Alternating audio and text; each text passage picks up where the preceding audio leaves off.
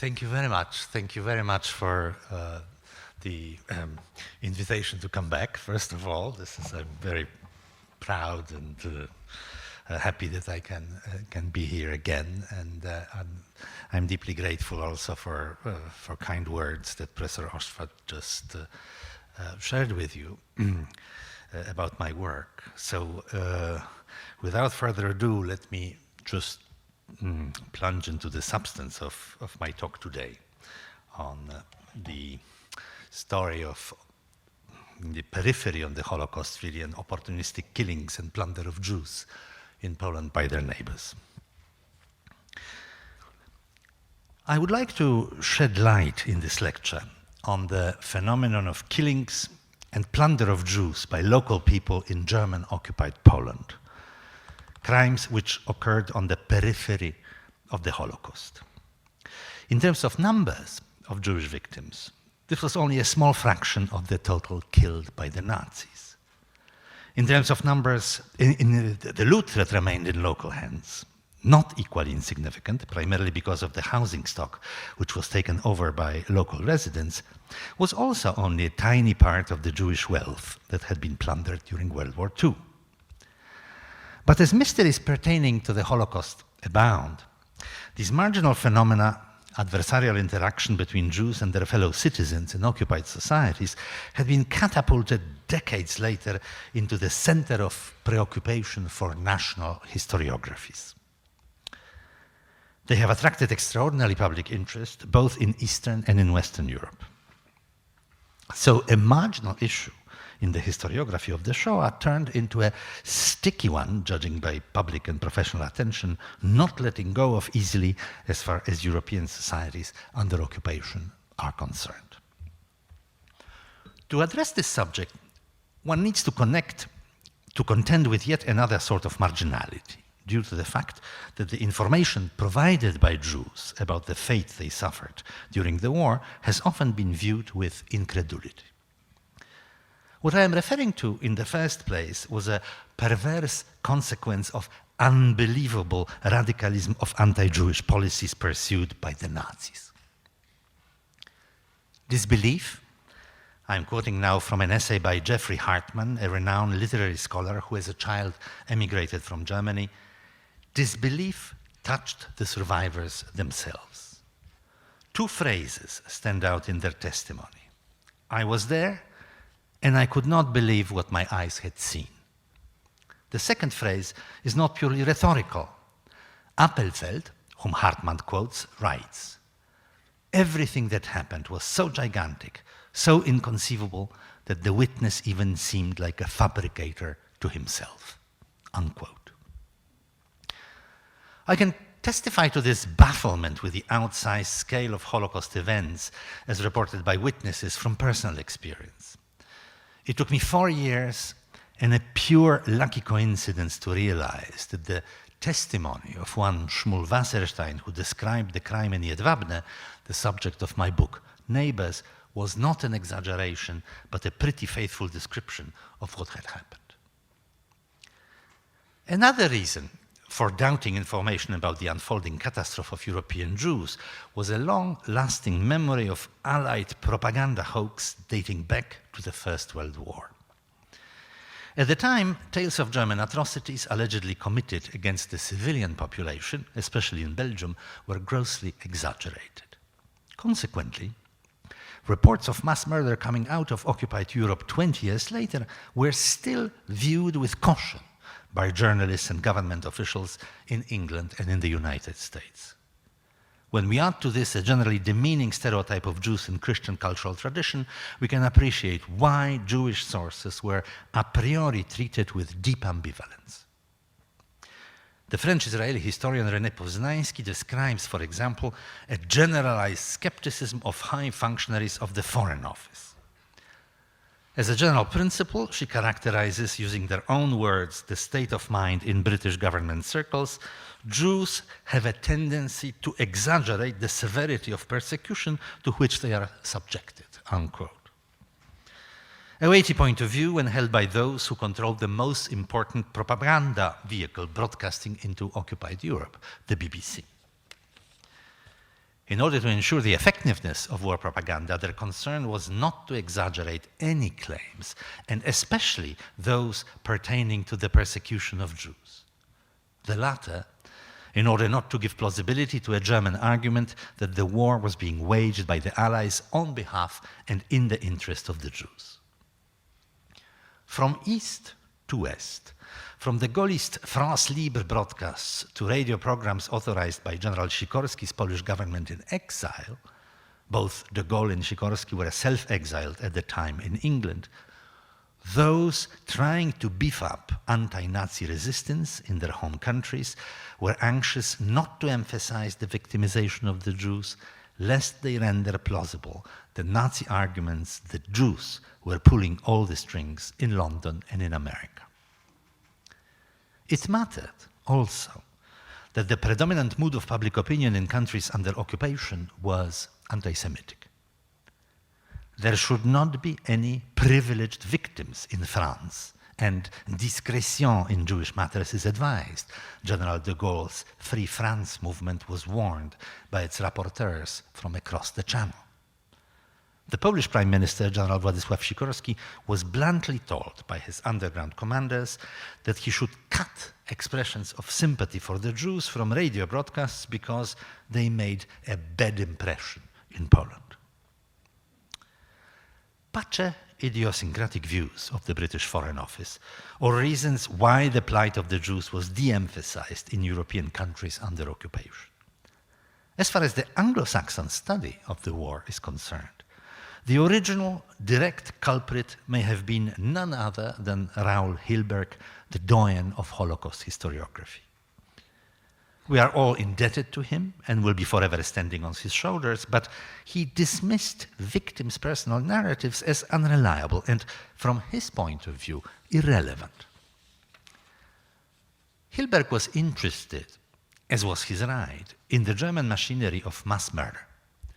And he did show indeed how its functioning can be pieced together from documentation generated by institutional participants in the process. And once the subject opened up, historians for some time were primarily interested in the perpetrators. Naturally, a story to be dug up in the German archives rather than in memoirs of surviving Jews. So, what can historians do with individual testimonies? Other things being equal, even though they never are, the problem of availing ourselves of testimony, of eyewitness account about the Holocaust derives, it seems to me, from processing the evidence according to ordinary procedures and linguistic usage of categories employed. When we take in hand an eyewitness account of a Holocaust victim, we place it mentally in a familiar context. We read it as a statement from an injured party. There is a victim and a victimizer in a scenario, and we hear in the narrative the victim's side of the story, presumably one side of the story. And when there are sides, or if you will, parties to a conflict, then we expect to hear from one party only partial truth. It takes a moment and a prise de conscience to realize that the vocabulary we employ, victim, testimony, or witness, puts a deceptive frame on our thinking. The semantic heredity of such concepts leads us astray because there is no advocacy in the narratives of Holocaust victims. I know that we should not naively accept an author's stated intentions as the one and only guide to the reading of a text, but they should not be discarded out of hand either. We must remember, therefore, that Jewish testimonies about the Shoah have been deliberately written in order to provide an exact account of the catastrophe. This is evidenced in numerous memoirs and journals kept by Jews at the time. The same intention informed collective efforts, such as the Onek Shabbat initiative by Emanuel Ringelblum in the Warsaw Ghetto, the daunting work of the archivists from the ghetto in Kovno, or Hermann Kruk's diaries and records compiled in Vilno. Since it appeared impossible to save the mass of Jewish people methodically annihilated in the Nazi-organized killing process, A sense of obligation grew among the Jewish record keepers, they say so explicitly and repeatedly, to at least preserve the evidence of the very process of destruction. Thus revealed, future readers cannot dismiss authors' intentions lightly. Clearly, their aim was to produce an account of what happened, not to embellish the story. If anything, the record keepers' difficulty was the reverse. The reality surrounding them was such an exaggeration of everything people were accustomed to in the course of everyday life that their concern could only be whether posterity would be capable of believing in what had really happened, the record, as it were. In virtually all Holocaust-era diaries, detailed, unique, specific to the place and reflecting the vagaries of each author's individual destiny, one finds a common theme, a recurring line. Whatever we may have foreseen and written about many times, I'm quoting now by way of example from Hermann Krug's entry of October 28, 1942, and I continue quoting, "It is all hardly a fraction of the actual situation," unquote.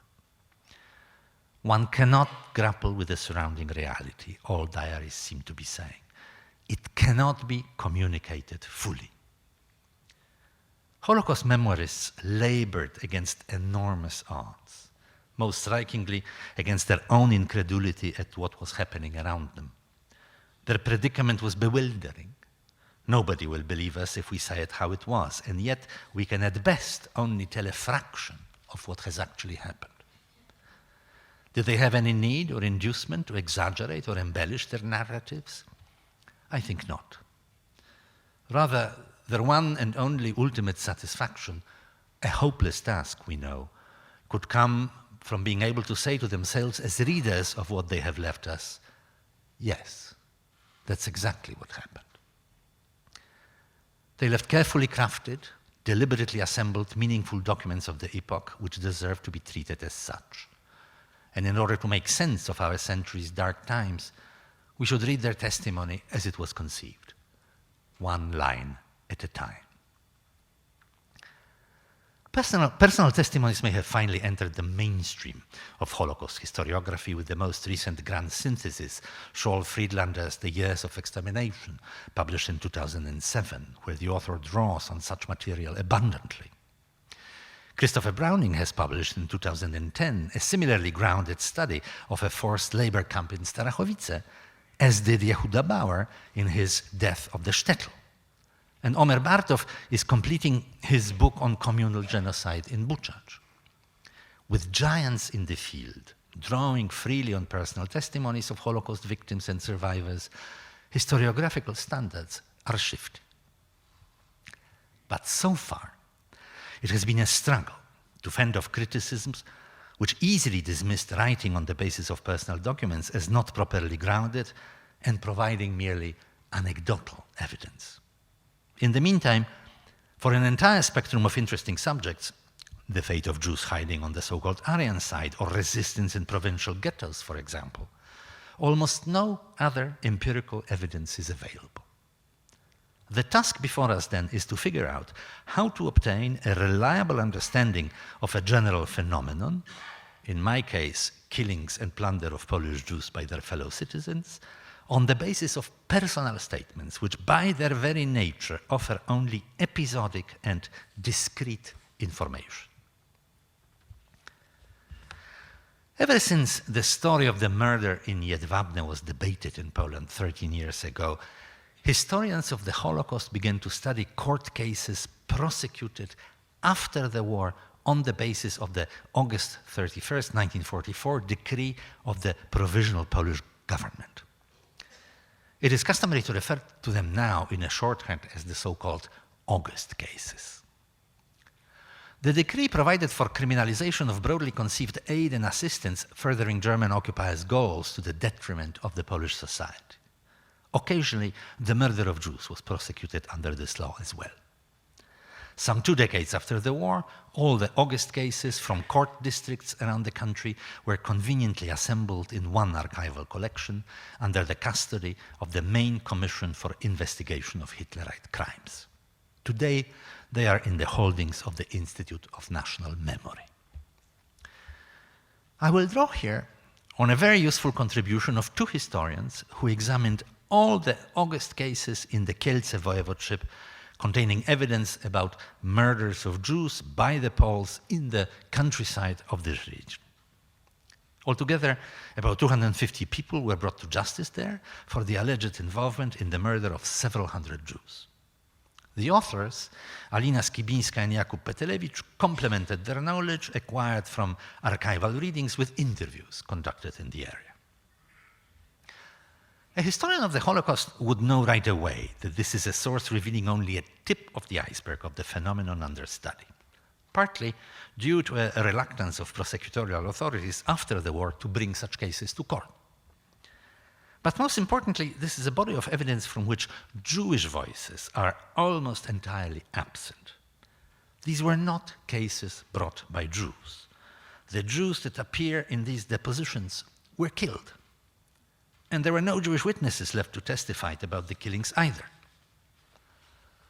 On the other hand, this material, even though affording us only a partial insight, represents the entire collection of a certain kind of evidence bearing on the issue. So, with respect to it, we cannot be accused of a sample bias. By itself, this does not necessarily allow to obtain a reliable general portrait of what happened. One would still have to know about the ecology of the crime to make sure that all murder episodes have not clustered in some small sub-region of the area, for example, or if the entire region can be considered typical, so to speak, with respect to this kind of crime and similar to the rest of Poland. To allay doubts on this last point, let me mention a recent study of another voivodeship, Rzeszowszczyzna, where murders of Jews by local Poles are documented in at least 110 locations. In any case, with these caveats in mind, taking all of the evidence of a particular kind under consideration is always a good practice. We need to focus now on what is at stake here and what kind of question we are bringing to the evidence at our disposal. Essentially, we want to adjudicate between 2 interpretations of the phenomenon of murder and plunder of Jews by their fellow Polish citizens during the war. One interpretation would simply claim that stuff happens. People get killed during the war, there was a lot of violence all around, and so it got privatized at times. Banditry was rampant, people lost their moral bearings, there is always scum in a society, and anyway, one should not generalize on the basis of isolated cases. In short, this was deviant behavior. Or else, it wasn't. And in order to find out, I suggest that we must read the content of the cases to learn what actually happened and make sense of it.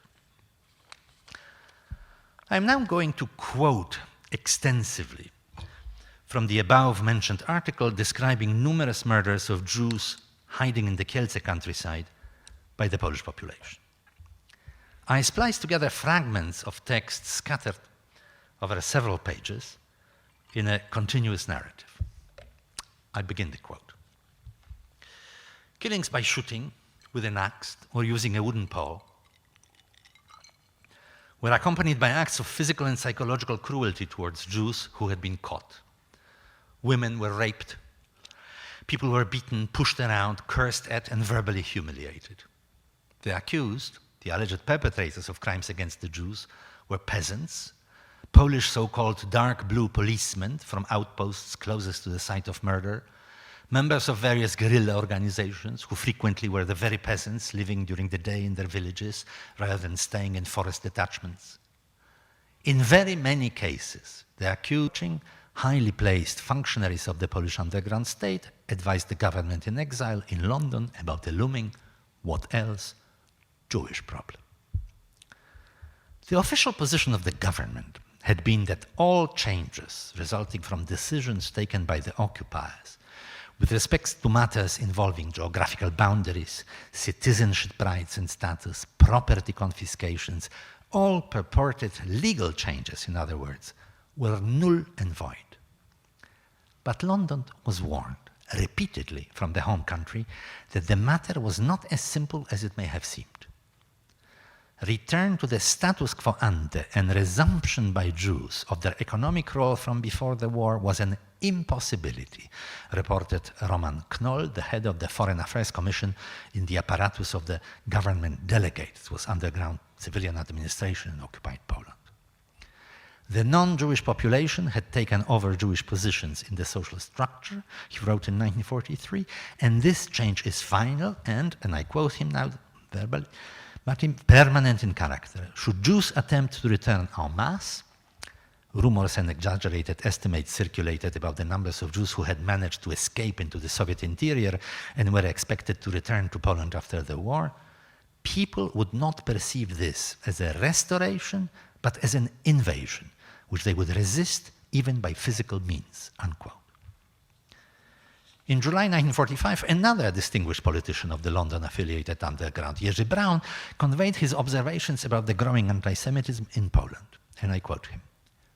Today, there is no place for a Jew in small towns and villages. During the past 6 years, finally, emphasis in original, a Polish third estate has emerged which did not exist before. It completely took over trade, supplies, mediation, and local crafts in the provinces. Those young peasant sons and former urban proletarians who once worked for the Jews are determined, persistent, greedy, deprived of all moral scruples in trade, and superior to Jews in courage, initiative, and flexibility. Those masses will not relinquish what they have conquered. There is no force which could remove them. It was understandable that Jews who survived the onslaught but could not return to their hometowns live ruined and broken, telling the rest of the world that Poles are anti-Semitic. But what they take for anti-Semitism, Braun concludes, is only an economic law which cannot be helped, unquote. And truth be told, the majority of Polish peasants came into possession of Jewish property because Jews all over Europe, and ipso facto in Poland, had been killed by the Germans. Some peasants helped their luck, and most liked what happened. But their involvement in these crimes was opportunistic. All that I'm arguing for is recognition that when the opportunity arose, they were not shy to take it. I will ask you to turn your attention to the photograph now. This is a familiar image people have seen in countless variations. Peasants at harvest time after work well done, resting contentedly with their tools behind a pile of crops. Some may have taken a snapshot of this kind on summer vacations with distant relatives in the countryside. Others carry it as a souvenir from a scouting expedition helping farmers in the big country bring in their crops.